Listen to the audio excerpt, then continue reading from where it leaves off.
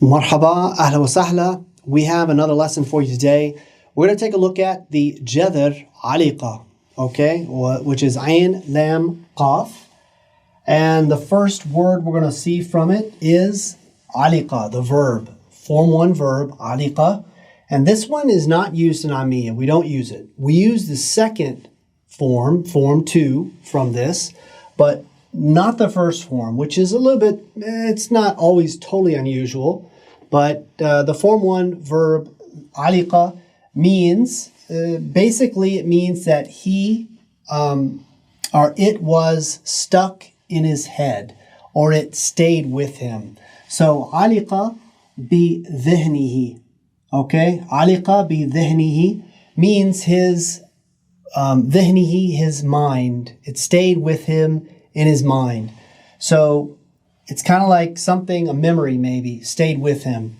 Aliqa bi dhihnihi, this is something you might see written in Fusha. So aliqa means, literally means it was stuck, or it stayed. All right, so you're getting now kind of an idea. We have stuck, okay? All right, let's see the next so we can get this root essence meaning. All right, the next one's alaq, okay? So alaq literally means, it's an animal, okay? Well, we say animal. It's like a worm that leeches on, so it's a leech. An aliqa is the mufrad, the singular for one singular leech. And a leech, of course, what does it do? It hangs on the skin, okay? So it's something that's hanging, stuck onto, hanging, all right? And this is actually used in the Quran, and there's a surah in the Quran, I think it's Surah Al-Alaq, which in the 90s, one of the surahs in the 90s, I think. But this, what that means is they use it, they say blood clot, but it's really not blood clot. It's more of something, it is something that is hanging, okay? So they interpreted it more of the meaning of a blood clot or something that is hanging inside the body. So that would be like maybe the early stages of a fetus, something like that. All right, so that's alaq. That's very fusha. Most Arabs, unless, it is only really in Islam, except for in the world of biology, whereas you talk about a leech, okay? Leeches. So, this one, alaqa. Alaqa means, and this is one of the most used in the language of Arabic, we use it a ton. Because Arabs are very relational people, and this word is all about relationship. And they say, how they use it. Alaqa means relationship, or it means, let's just go with alaqa for relationship first, and we'll go to the next meaning. You could say alaqa, alaqat al-suhbah, okay, which is a friendship, all right? Or you could say alaqatna diplomasiyya, all right, or diplomatic relationships. Alaqa siyasiyya, political relationship, all those things. So it means relationship between people, okay? But it could also mean relationship, or like we might use it this way. There's no correlation, or there's no relationship between these two things. ما في علاقة بين هاد وهديك. Okay, there's ما في علاقة. So this is how we use that to differentiate. This doesn't relate to the other thing. There's no relationship between them. Okay, so that's how we use that. The plural, alaqat. Next one is, now notice, there's just one difference here between these two, and that is the shadde. So the shadde, now we have allaga, all right? Allaga, we pronounce the qaf with a g here mostly in Jordan. Now you might hear this, some of these are pronounced slightly differently, but typically with this word, for example, alaqa, we pronounce the qaf. We don't say alaga, or we don't say ala'a. We say alaqa. Here also alaga or alag. Well, actually we say alaga. That's it. And you might hear in Syria or Lebanon, where they might say ala'a. Okay, because that's the way the Syrians and Lebanese are. They're a little more lighter on their accent. So the qaf is not pronounced as a ga usually. It's more pronounced as a hamza or a qaf. But here, alaga is something that we hang clothes on. We put the clothes on it, then we hang it in the wardrobe or the closet, which is called in Arabic al-khazaneh. So, alaga is a hanger, all right? So now what do you know about this? What do you know about this jadr? What is the root essence meaning of this? It is hanging. And you can see it in all of these words. All of the words you're going to see today have a relationship to hanging or getting stuck on something, hanging on something, clinging to something. And that is relationship. We all know what those are. Those are things that we're tied to people. We're hanging or we are stuck, I guess, whether it be something that is what we want or don't want. You know, this is how this verb is. It's about cohesion or hanging together, but literally hanging. Okay, so here we have alaga, alagat, and then we have ulayq. Now, ulayq is the farthest one from the meaning here, but it's really absolutely connected to hanging because it means berries, but we don't use it much. We say toot, ta, wow, ta. Toot is, we would use toot for berries. Here though, ulayq, all right, ulayq is fusha and it means berries. It literally, you know, when you think of it, it's literally the idea is the berries hang. If you ever pick berries, berries are hanging, okay? And that's what they use. That's why this comes in as berries. All right, those things which hang. All right, now the next one is ma'laqa. Ma'laqa, or ma'laga we call it, is spoon. Spoon. So spoon in ma'alig, they're probably like ulayq here. There is some way that this comes in with a meaning, but really not much. Why is this in this particular one, whereas the other words are really connected to hanging, where in ma'alig is not, or ma'laga. Ma'laga sounds similar to mel'aga. Mel'aga. Mel'aga, or mel'aqa, is actually the Fusha word and Amiya word for spoon, okay? So what's happened here is, in my estimation, this is crept in because it's easier for people to say ma'laga than it is to say mal'aga, okay? And also, it's just simple, it's just something that sometimes we get confused. We confuse things in the language when it's become so popular. People can get used to saying a word in a different way, and then all of a sudden, that's how everybody says it. And we have many examples from that in English, from British English to American English to Australian English and other type of dialects. We might say something differently, and we definitely do. Okay, so that's why that came in. And now we have this other one, ma'lag, or ma'lag. Ma'lag, or yes, ma'lag.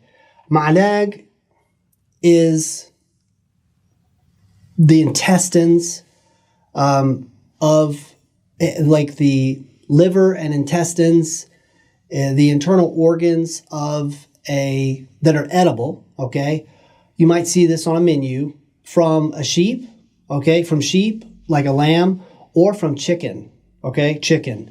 So we might call these like, you have like we have things in the States, we call them chitlins, I think, or chitlins. Yeah. But this is basically stuff that people eat. Okay. But when you cut open one of these animals, would be chicken or lamb, a sheep, you're going to see that there's things that are, if you open it up, they're hanging out, okay? So this is why that has that name, okay? Things that are hanging, all right? And this are just that's what they call the intestines, all right? And they cook those and people eat them, all right? Alig is the ism al-fa'il from Form 1. Form 1. All these are Form 1. The ism al-fa'il, alig, is that. And this is the doer of the action or doing the action. So it could be a noun, a verb, or an adjective. In this sense, it's really a verb, okay? But of course, it has an adjectival usage. So, alig, we would say, أنا عالج بالأزمة. أنا عالج بالأزمة means I am stuck in traffic. I am stuck in traffic, all right? Or I could say, يعني إحنا عالجين بالمصعد من ساعة, all right? We are stuck in the elevator since for an hour now, okay? So that would be عالج, and then you have عالجة for the girl, or you could also say عالجين. There's no sukun there, but عالجين, all right, is the way to say that. So عالج. But you can also say, for عالج, another meaning of it is I am عالج, like literally stuck. Like something is literally stuck. Like for example, المفتاح عالج بالباب. So that means that the key is literally stuck in something. Now these are all things that are like, we say غصبت عنك, you ما عندك خيار إلا هيك. So if I'm stuck in traffic or something is stuck in the door, it's not something that I want, but it's something that it is. That's the way it is. So that's what this particular ism al-fa'al has for a meaning. All right. Now let's go to the next one. Is allag or alla. Alla. And in Fusha, allaqa. Now this verb is the most used verb out of all the verbs in this particular with this particular jadr. So it's used quite a bit, and basically it's very simple. It has two meanings, allaqa or alla, and that is he hung something. So you can say he hung, يعني علق هو علق الورقة على الحيط. He hung the piece of paper on the wall. علق القرمة. He hung the sign up, in some place. Or you might say, and in Fusha, we may say this for the definition would be they paused or they suspended. Okay, that's it. Suspended hiring, for example, or suspended the workday. So we could say الحكومة علقوا الدوام, okay, or which is the workday for because there's a storm or something, it's snowing, so they canceled work today. So basically, they suspended work, or we could say يعني we might say من وراء الأزمة المالية بالمملكة رئيس الوزراء علق توظيف موظفين جداد. All right, so he stopped the hiring because of the problems with the economy, the economic crisis in the kingdom. He suspended the hiring of new employees. All right, so that's something we might say with that. So allag. All right, next one, allag ala. All right, allag ala. Once we add ala to this, now we're talking about comment. He commented, or he talked about. Okay, talked more about. So why does it take this meaning? Well, alaqa means, of course, he hung something. But you could say he stopped and commented on something, like he spent time on something. So that means kind of that he hung on to, he got hung up on something. So allaq ala means he commented on something. So if you use it for people, you can say يعني علق على الناس, but that's more of harassing type words, okay? So you don't want to say he commented about someone thinking that this is that. No, that would be more like in فصحى تحدث يعني عن.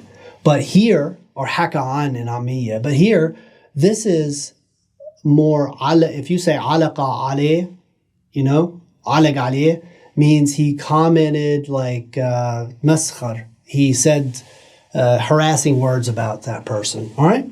So that's علق على. Next one is تعليق. تعليق or تعليق means commenting, all right? Or hanging up something. So if you like hanging up the sign, it's the noun or the gerund from it, okay? تعليق. We could say بدون تعليق, you know? We could say شوف بدون تعليق, شوفه, you know? Look at him, أو طلع عليه. يعني we could say بدون تعليق means there's no comment or there's no need to comment. ما في حاجة للتعليق or something of this sort. That's what that means. So we might say it in that. بلا يعني بدون تعليق. Now معلق or معلقين is the plural معلقين. Now notice here we have معلق. All right, معلق is in فصحى.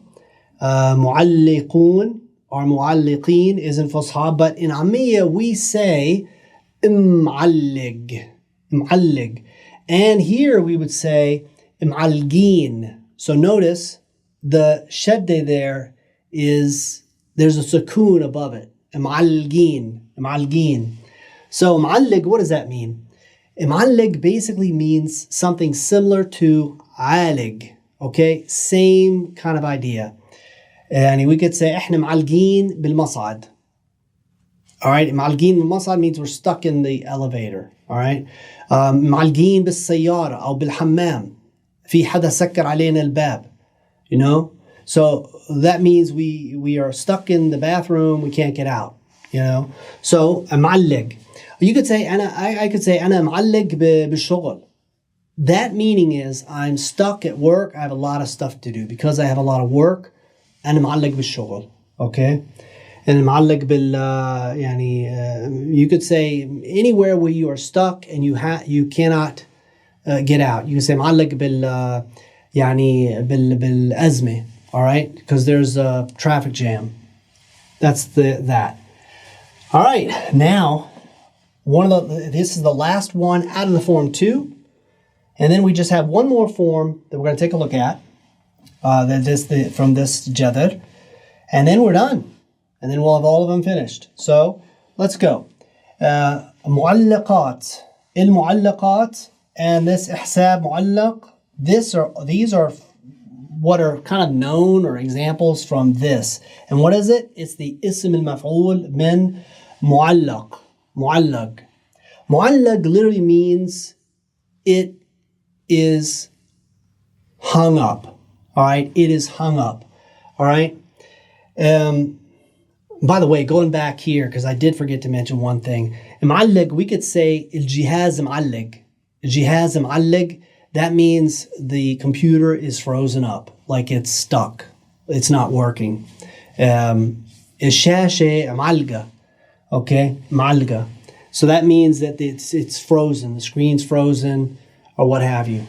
But here, this is more used for that which is, you can say frozen for this, we would say, but not for like physical objects. It's going to be more for like, for example, in إحساب, we could say إحسابي البنكي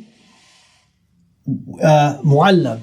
معلق or معلق means it's frozen, temporarily frozen, like it's suspended is the exact word, suspended. Like it's like on YouTube, for example, not on YouTube, but on another, like Facebook. If someone makes a terrible statement, maybe Facebook might suspend their account. That's what this is. حسابي بالفيسبوك معلق. That's how they say it. All right, معلق. All right, so معلق, معلقين, or excuse me, not معلقين. معلق, معلقين. All right, because that's the اسم المفعول. Now this المعلقات, okay, معلقات is, or it's معلقات really, because it's فصحى. المعلقات السبعة are 7 famous works of poetry that are pre-Islamic, okay? So this is more in the academic world, but almost all Arabs will know and will have studied this in school, okay? So these are pre-Islamic works of poetry by 7 famous poets. And there's 7 famous works of poetry, and they're known as al-mu'allaqat, okay? Okay, so the next one, we'll take a look at this on the screen now, is Form 5, تعلق or تعلق في. تعلق في. Now, in Ammiya, we would pronounce this اتعلق في. اتعلق في. Or تعلق في. Or B. And now we have this other, this is the اسم الفاعل from Form 5. اسم الفاعل, notice the kasra, and that is متعلق B. Or متعلق B. All right, so this is, what do these mean? What does Form 5 mean? Well, Form 5 specifically means that something is hooked to something else, i.e. related to or has a connected to. So we could say كل هالكلمات بتعلق في بعض or ببعض. All right? All these words are connected together. They're hooked together. All right? That is the meaning of this. This can also mean, the verb can also mean he is hooked on her. He's hooked on her. Like he feels a strong connection to her. And this is a strong meaning. So we would say هو بتعلق فيها. هو بتعلق فيها. بتعلق فيها. All right? I think I said kesra there in the beginning, so that was a little bit, but it's بتعلق فيها. بتعلق. هي بتتعلق في. هي بتتعلق في, or B, which means she is really feels very strongly, or is strongly in love with this person, or feels very strongly about a relationship with this person. So it doesn't have to be necessarily romantic, but it's a very strong word, you know. So متعلق is the اسم الفاعل, and this can have the same meaning. Like كل هالكلمات, أو هالكلمة, for example, هالكلمة متعلقة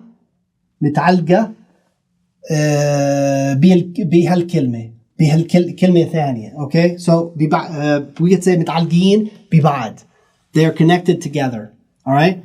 Also, it has the same thing, same 2 meanings. هو متعلق بها.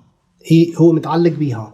So now, which is the kind of relationship side, you know, he's hooked on her, or very much feels very strongly about her and his relationship with her, or what have you. So I hope you got a lot out of this lesson, and راح نشوفكم إن شاء الله المرة الجاية.